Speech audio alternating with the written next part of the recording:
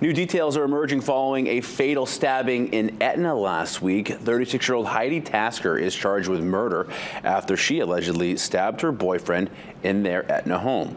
According to court documents, authorities receiving a 911 call from Tasker early Friday morning where she confessed to stabbing her boyfriend, Luke Norris, 3 times in their residence. The reason, Tasker said, according to those records, was because she was talking to spirits who had told her she had to, and she claimed the murder stemmed from good versus evil. Quote, the affidavit says the victim's mother also told police Tasker has recently stopped taking her prescription drugs, Ritalin and Trazodone. Also in the home at the time of the murder was Tasker and Norris's 3-year-old child, who is now in the custody of the child's grandfather.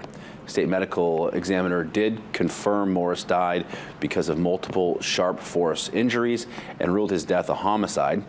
Tasker is currently being held without bail. She is set to undergo a court-ordered mental competency evaluation.